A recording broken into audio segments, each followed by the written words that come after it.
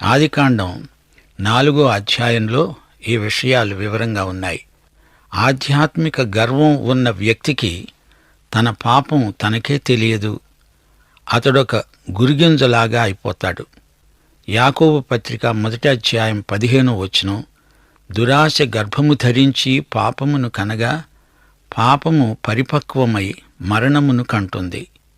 కయీనులో కోపము అనే పాపము పరిపక్వమై మరణాన్ని, హత్యను కన్నది. వీటన్నిటికీ మూలం అసూయ, గర్వం, దురభిమానం.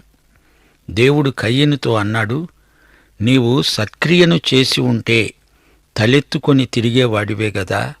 అంటే నీవు సత్క్రియ చేసి ఉంటే నిన్ను అంగీకరించి ఉండేవాణ్ణే, నిన్ను ప్రశంసించి ఉండేవాణ్ణి, భళి భేష్ అనేవాణ్ణి గదా. బాబూ కయీను, నీవు కుటుంబంలో జ్యేష్ఠుడివి, నీకు అధికారం ఉంది, నీకు హక్కు ఉంది. అయితే అది కాస్త పోగొట్టుకున్నావు. అందుకే దిగులుగా ముఖం చిన్నబుచ్చుకొని సిగ్గుతో తల వంచుకున్నావు గదూ. నీవు సరిగా ప్రవర్తిస్తే నీ హక్కు ఎక్కడికి పోదు. చూచారా, దేవుని హృదయం ఎంత శుతిమెత్తనో. హేబేలు తెచ్చింది నాకు అంగీకారమైంది, నీవు అలాంటిదే తెస్తే నిన్ను అంగీకరిస్తాను గదా. నీవు పాపివి అనే ఒప్పుకోలు నీవు తెచ్చే బలి పదార్థంలో వ్యక్తమవ్వాలి గదరా బాబు. ఇదేమిట్రా ఇలా అయిపోయావు? నీ మొహం చూడు ఎలా జేవురించి ఉందో. నా మాట వినరా, నీకు మరో అవకాశం ఇస్తున్నాను అంటున్నాడు దేవుడు. శ్రోతలు, ఈ ఘట్టాన్ని జాగ్రత్తగా చూడండి. పాపము వాకిటనే పొంచి ఉంది అంటే మనకు చప్పున స్ఫురించే అర్థం, పాప పరిహార బలి అయిన గొర్రె అదుగో అక్కడే నీ వాకిటనే ఉంది అని. అది అలా ఉంచండి. అసలు మార్మికమైన అంతరార్థం ఇందులో ఉంది. దేవుడు ఈ మాట అంటున్నప్పుడు ధర్మశాస్త్రం అప్పటికి ఇంకా ఇయ్యబడి ఉండలేదు. లేవియకాండం వరకు వస్తేనే కాని 5 విధాల బలులు వివరంగా మనకు కనపడవు. రోమాపత్రిక 3వ అధ్యాయం 20వ వచనంలో పౌలన్నాడు, ధర్మశాస్త్రము వలన పాపమనగా ఎట్టిదో మనకు తెలుస్తున్నది. అంతవరకు దహనబలి మాత్రమే ప్రజలకు తెలుసు. యోబు మోషే కంటే ముందటివాడు, అతడు దహనబలి అర్పించాడని రాసి ఉంది. అది దహనబలే కాని పాప పరిహార బలి కాదు. ఇది లేఖన సత్యం, కాదనడానికి వీల్లేదు. తాను పాపం చేసినట్లుగాని, పాపం చేసే స్వభావం తనకు ఉంది అని గాని కయీను గ్రహించలేకపోయాడు. కయీను, పాపం నీ వాకిట పొంచి ఉన్న అడవి మృగంరా బాబు. నీవు ఇంట్లో నుంచి బయట అడుగు పెట్టగానే అది నీ మీదికి కుప్పించి దూకుతుంది. పాపం నిన్ను నిర్వీర్యుణ్ణి చేస్తుంది. అందుకే క్రీస్తుకు ముందు గుర్తుగా అర్థవంతమైన బలిని నీవు తేవాలి. అప్పుడు నేను దాన్ని అంగీకరిస్తాను. అయితే కయీను దేవుని హితవును పెడచెవిని పెట్టాడు. 1 యోహాను 3వ అధ్యాయం 12వ వచనం, మనము కయీను వంటి వారమై ఉండరాదు. వాడు దుష్టుని సంబంధికుడై తన సహోదరుణ్ణి చంపాడు. వాడు అతణ్ణి ఎందుకు చంపాడు? తన క్రియలు చెడ్డవి అని, తన సహోదరుని క్రియలు నీతిక్రియలు గనుకనే కదా. నీవు అట్టి నీతిక్రియ చెయ్యకపోతే, ఇదిగో కయీను, పాపము భయంకరమైన మృగం నీవాకిటనే పొంచి ఉన్నది సుమా. నీవు హెబెలులాంటి సత్క్రియ, నీతిక్రియ, విశ్వాసక్రియ చేయవచ్చునే. నీవు హెబెలులాగా దహనబలిని తీసుకురా, పో. శ్రోతలు గమనించండి. పూర్వజుడైన అబ్రాహాము దహన బలులు అర్పించాడు. ధర్మశాస్త్రము వచ్చినంతవరకు అతిక్రమము అనే ఊసే లేదు. అనగా ధర్మశాస్త్రము వచ్చేటంతవరకు చేయబడిన పాపములు, అతిక్రమములు కావు. దేవుడు కయీనును ఈ విధంగా కాపాడాడు. ఇది దేవుని సంకల్ప పరిణతిగా మనం గుర్తించాలి, గ్రహించాలి. ఆదికాండం 4వ అధ్యాయం 8, 9 వచనాలు. కయీను తన తమ్ముడైన హేబెలుతో మాట్లాడాడు. వారు పొలములో ఉన్నప్పుడు కయీను తన తమ్ముడైన హేబెలు మీద పడి అతణ్ణి చంపాడు. యెహోవా కయీనునడిగాడు, నీ తమ్ముడైన హేబెలు ఎక్కడ ఉన్నాడు? అతడు అన్నాడు, నా తమ్మునికి నేను కావలివాణ్ణా? ఈ మాటలు అనడానికి కయీనుకు సిగ్గు శరం ఉన్నట్లు ధ్వనించటం లేదు. నిర్లజ్జగా అనేశాడీ మాటలు. తమ్ముడన్నా, తమ్ముడు ఆరాధించే దేవుడన్నా కయీనుకు లక్ష్యం లేదు, ఆసక్తి అంతకన్నా లేదు. దేవుడంటే భయము భక్తి ఉంటే గదా తాను చేసిన దాన్ని కప్పిపుచ్చాలని చూస్తున్నాడు. మత్తయి శుభవార్త 10వ అధ్యాయం 26వ వచనం అంటోంది, మరుగైనది ఏదీ బయలుపరచబడకపోదు, రహస్యమైనది ఏదీ తెలియబడకపోదు. మా శ్రోతలకు ఇదే సవాలు. మీలో ఏవైనా రహస్య పాపాలున్నాయా? అలా అనుకుంటున్నారా? వాటిని మీరు అట్టే కాలం దాచి ఉంచలేరు. అవి ఒక్క పెట్టున బట్టబయలవుతాయి, తప్పదు. అందుచేత ముందుగానే నీకు నీవే వాటిని బహిర్గతం చేసి ఒప్పుకుంటే మంచిది. అది నీకు శ్రేయస్కరం. దేవుని కన్నులకు మరుగైనది ఏదీ లేదు.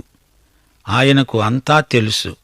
నేనేమీ అపరాధిని కాను అంటూ తనను తాను సమర్థించుకోవాలని కయీను కృత్రిమ ప్రయత్నం చేస్తూ సిగ్గుమాలి మాట్లాడుతున్నాడు, బుకాయిస్తున్నాడు. నేనేమన్నా నా సోదరునికి కావలివాణ్ణా అంటూ దేవునికే ఎదురు సవాలు వేస్తున్నాడు. పాపం చేసి బుకాయించే తమ్ముళ్ళు చెల్లాయిలు, మీరు కయీను వైఖరిని అవలంబించవద్దు. అది స్వవినాశనాత్మకమని కన్నీటితో మనవి చేస్తున్నాను. దేవుడు అంటున్నాడు, కయీను, నీవు చేసిన పని ఏమిటి? నీ తమ్ముని రక్తస్వరము నేలలో నుండి నాకు మొరపెడుతోంది. అవును, ఆ మొర హెబ్రీ పత్రికలో 12వ అధ్యాయం 24వ వచనంలో మారుమోగింది. వినండి. కొత్త నిబంధనకు మధ్యవర్తి అయిన యేసు వద్దకు హేబెలు కంటే మరీ శ్రేష్టముగా పలికే ప్రోక్షణ రక్తానికి మీరు వచ్చి ఉన్నారు. హేబెలు రక్తం సోదర హత్యను గురించి మాట్లాడితే, క్రీస్తు రక్తము విమోచనను గురించి, రక్షణను గురించి మరీ ఎక్కువగా మాట్లాడుతోంది. దేవుడన్నాడు, కయీను, నీ తమ్ముని రక్తమును నీ చేతిలో నుండే పుచ్చుకోవడానికి నోరు తెరిచిన ఈ నేల మీద నీవు ఉండకుండా శాపానికి గురి అయ్యావు. నీవు శాపగ్రస్తుడవు, శాపదష్టుడవు. నీవు భూసేద్యం చేసేటప్పుడు ఆ భూమి భూసారమును నీకు ఇయ్యదు. నీవు భూమి మీద నిరాశ్రయుడవై దిగులుతో ద్రిమ్మరివైపోతావు. శ్రోతలు గ్రహించండి, మానవుని పాపాన్ని బట్టి ఈ రోజు వరకు భూమి శపితమై ఉంది. భూసారం పాప ఫలితంగా పాడైపోయింది. అందువల్ల అనేక చోట్ల కరువు కాటకాలు వస్తున్నాయి. పంటలు సమృద్ధిగా పండాలంటే ఈ రోజున మనిషి ఎన్నో కృత్రిమ ఎరువులు, రసాయన పదార్థాలు ప్రయోగించి ఎంతో కష్టపడాల్సి వస్తోంది. కారణం ఏమిటనుకున్నారు? భూమిలో నుండి హేబెలు రక్తం ఆక్రోశిస్తున్నది. భ్రాతృహంతకుడు చేసిన ఖూని, కయీను చిందించిన సోదరుని రక్తం, చిక్కని నెత్తురు భూగర్భం నుండి మొరలిడుతోంది. కయీను అంటున్నాడు, దేవా, నేడు ఈ ప్రదేశము నుండి నన్ను వెళ్ళగొట్టావే. నీ సన్నిధికి రాకుండా వెలివేయబడి దిగులు పడుతూ భూమి మీద ద్రిమ్మరినై తిరుగాడుతాను. నన్ను కనుగొన్నవాడెవడో నన్ను చంపి తీరతాడు. నేను నీ సన్నిధి నుండి బహిష్కృతుడను.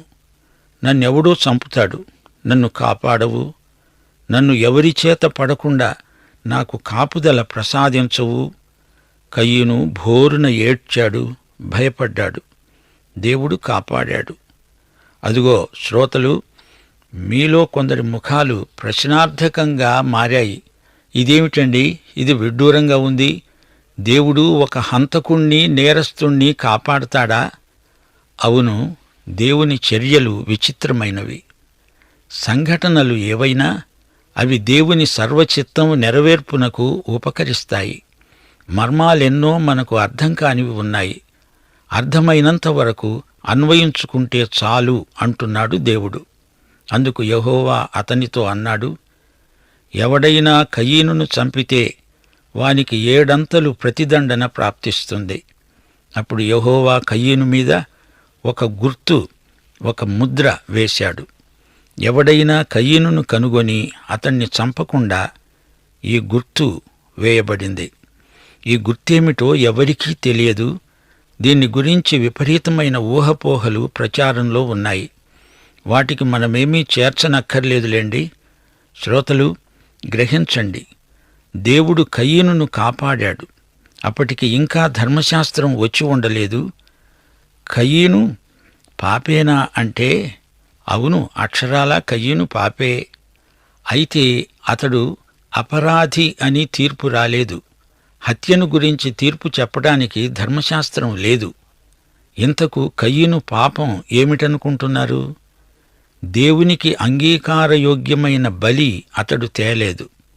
అదే అతని పాపం. దేవునికి అతడు తెచ్చినది దేవుని తిరస్కృతి పొందింది. అది కయీను దుష్క్రియగా పరిగణించబడింది. ఈ దుష్ట స్వభావం హత్యగా పరిణమించింది. కయీను తన సోదరుణ్ణి చంపాడు. అంతట కయీను కాందిశీకుడై తిరగడం మొదలుపెట్టాడు. దేవునికి దూరమైపోయాడు. అతడు నిర్దేవుడు.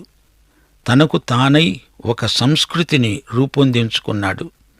కయీను సంతానం అదే నిర్దేవ నాస్తిక సంస్కృతికి చెందిన పిల్లలైపోయారు.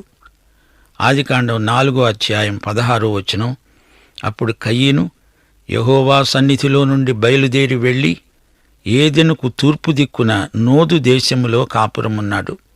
ఈ రోజున సంఘ సభ్యులమనుకునే వారిలో అనేకులు నోదీయులున్నారు.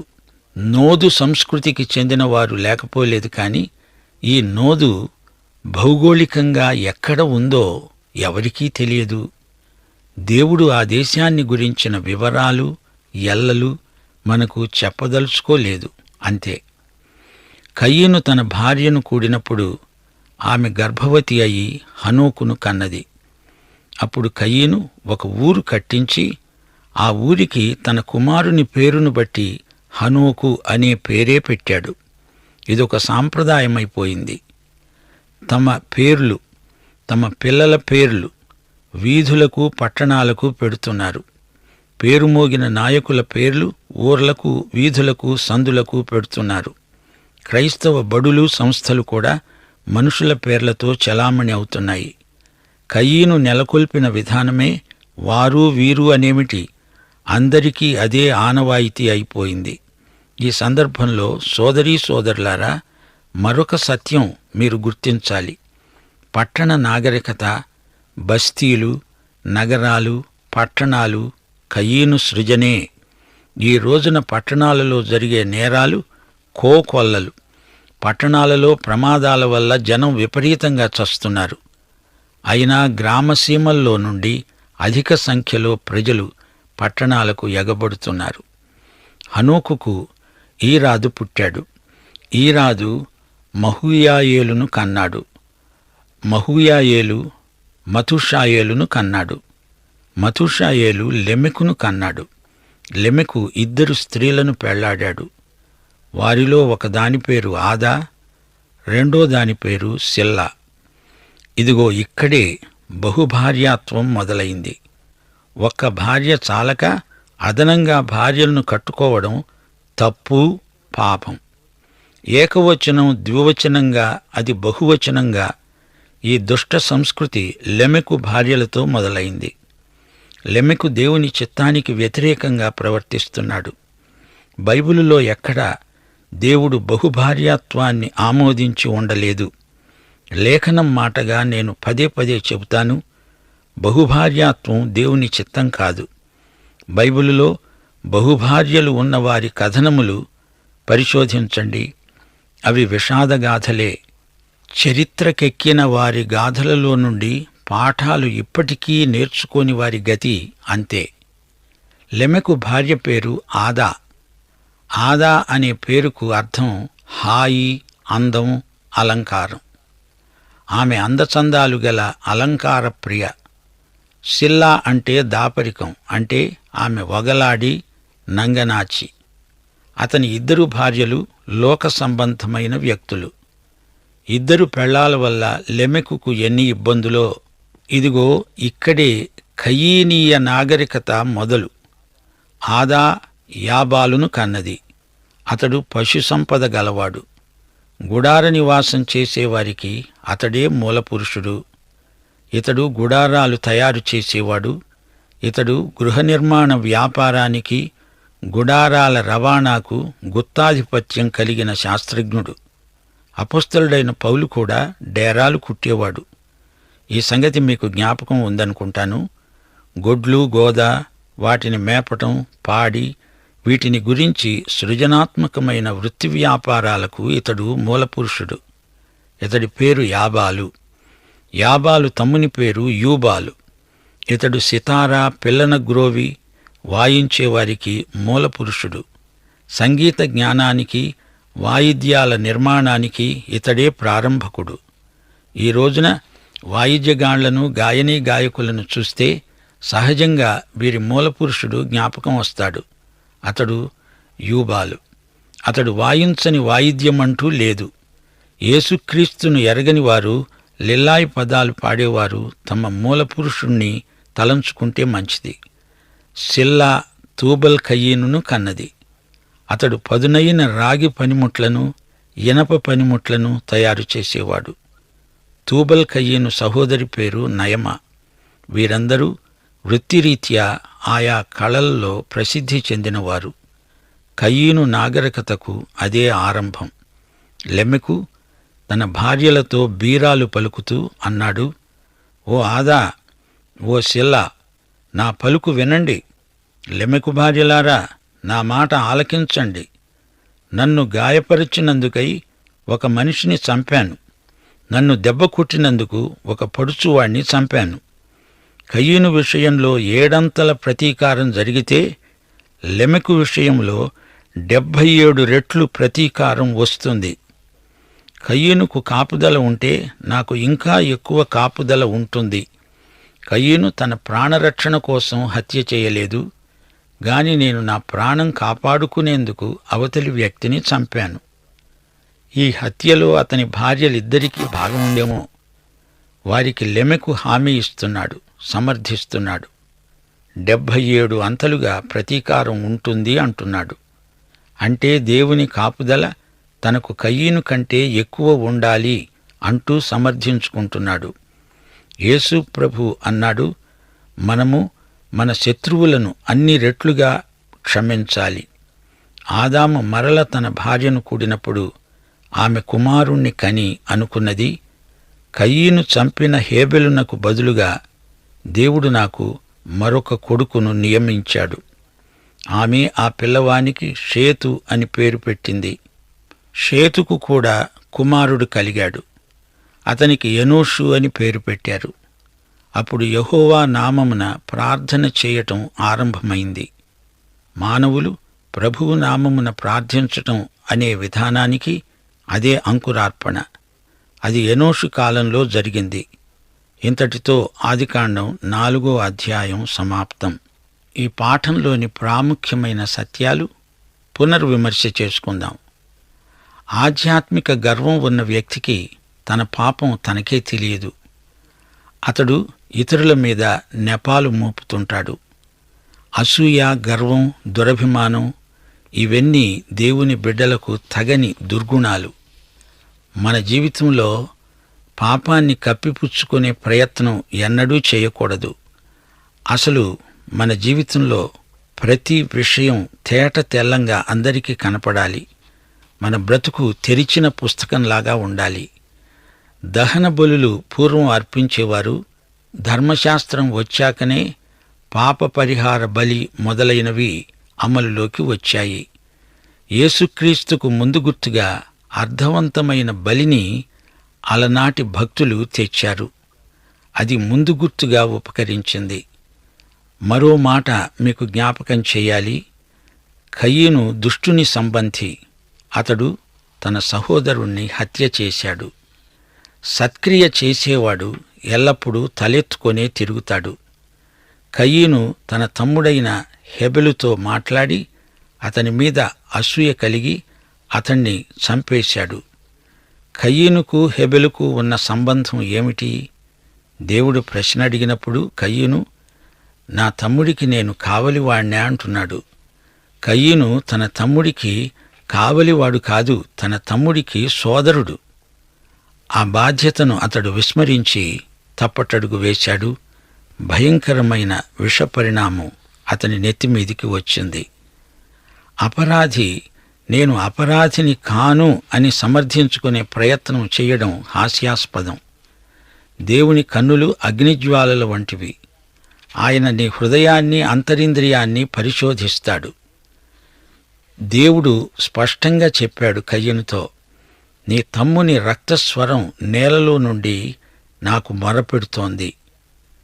ఈ విషయాన్ని మనం జ్ఞాపకం ఉంచుకోవాలి. మొట్టమొదటి హతసాక్షి హేబెలు. కయీను అతణ్ణి చంపాడు. అందుచేత ఈ రోజున మనం చుట్టూరా గమనిస్తూ ఉన్న హత్యలు, వీటన్నిటికీ మూలపురుషుడు కయీను. దేవుడు కయీను మీద ముద్ర వేశాడు. ఆ ముద్ర కయీనుకు కాపుదల. దేవుని దీర్ఘశాంతం ఎంత గొప్పదో చూచారా? అతడు ఎలాంటివాడైనా దేవుడు తన చిత్తప్రకారము అతన్ని కాపాడాడు. లెమెకు భార్యలు ఆదా, సెల్లా. బహుభార్యత్వాన్ని దేవుడు నిరసిస్తున్నాడు, గద్దిస్తున్నాడు. అది దేవుని చిత్తానికి వ్యతిరేక చర్య.